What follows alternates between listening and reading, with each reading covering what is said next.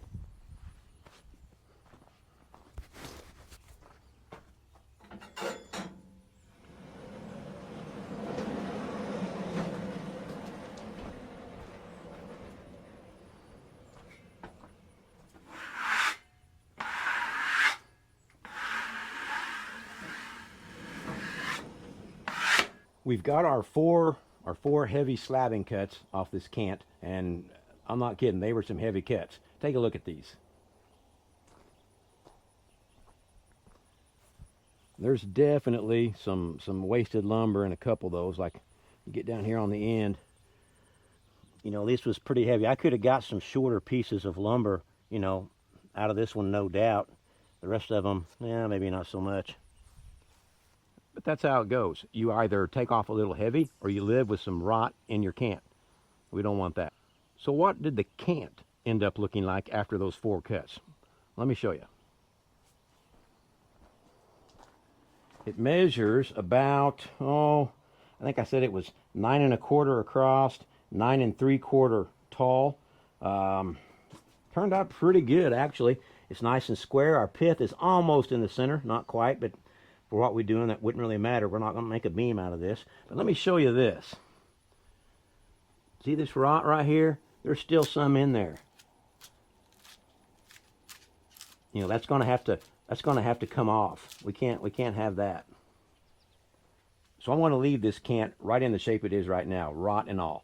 We'll go ahead and finish it up when we get ready to start, you know, slicing lumber off of it. In the meantime, it can sit in this shape right here. So we got one more log to go. Let's get it on here, get our slabbing cuts off, and I'll show you what we end up with.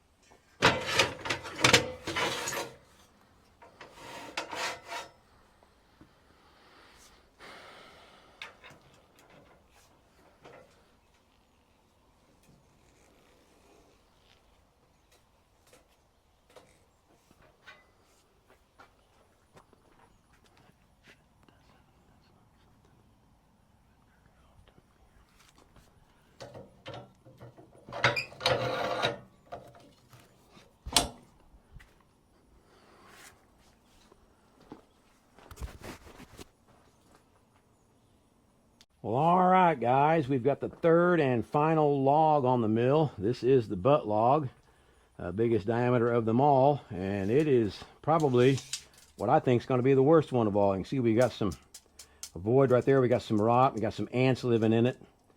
So I don't know if we're going to find anything inside there that we can salvage or not, but we're going to open it up and see. Check this out. It's so rotten, I couldn't get the cant hook to get a hold of anything sturdy enough to turn it. Probably noticed that I used the toe board down here on the end away from the mill head I got a lot of taper in this log. Okay, let's fire it up and see if we can get anything out of this. Here we go.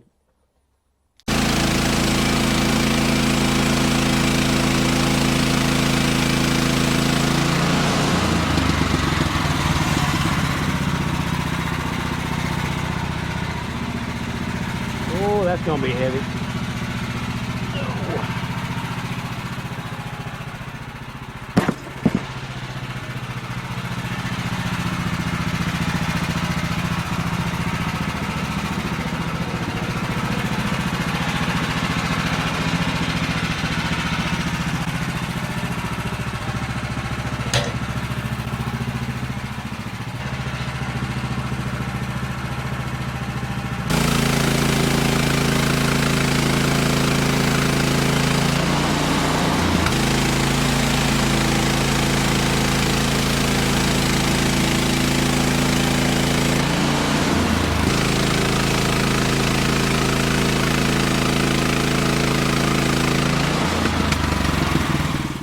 Well, all right, our third and final log has been turned to a cant. You can see it on the Woodland Mill sawmill there behind me. Let's take a closer look at it.